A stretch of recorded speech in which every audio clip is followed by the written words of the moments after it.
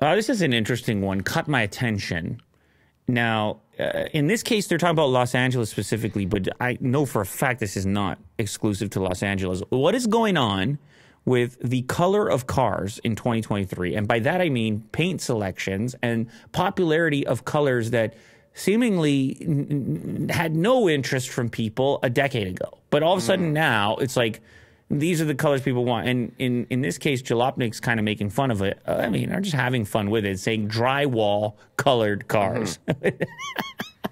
Which is not really far off. Like this color, I'm guilty of purchasing that color, which is chalk from Porsche. And that's like a gray.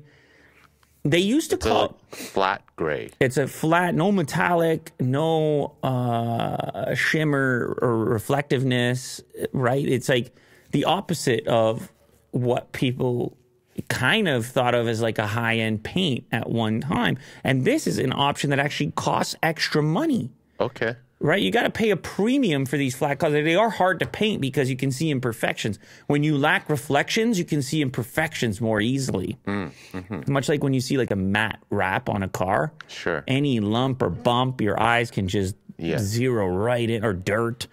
Anyway, so the previous color, or what they call a color very close to chalk in other markets, they call crayon. And then, of course, I'm curious, okay, why do you call it crayon? Well, it's actually not far from some of the colors they use in mocking these cars up or designing them when they really want to see the shapes, when they want to see everything exposed. So you can see if you, in some cases, if you're on a forum or something, they'll say thoughts on crayon/chalk color because it's called different things in different places.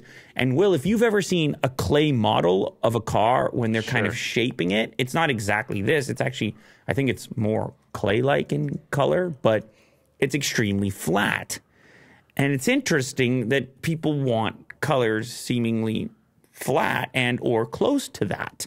And it's not just Porsche. It's across everywhere now. Hyundai has their version of it. Honda has their version of it. Ford has their version of it. You got your Bronco in black, right? It's a carbonized gray. Oh, you got carbonized gray. So you have some metallic in there, but there is a flat paint offering. Yeah. It's like a bluish, is it? Yeah, I think it's Area 51, that blue. It's like a flat blue, right? Sure, yeah. Where's that article, Will? It does show it. Yeah, there you go. No, cactus gray. Cactus gray. Cactus gray is almost, it's very close as well. And you have Nardo gray. That was an RS-only color with Audi, and then you start seeing that go everywhere. Hyundai has sage gray or blue stone. It's like these muted kind of colors. Boulder gray, Baja Storm, tactical green, earthier colors, Will. Earthier, plainer, stone-like colors. Like a pastel kind of color? I don't know what's going on, Will. I don't know about the popularity. Could it just be simply that these colors, since they haven't been popular in recent history, signify that you're driving a newish vehicle? Because it's kind of striking, actually. It's so plain that you notice it. It's weird. Yeah, there's like a futuristic tone to it.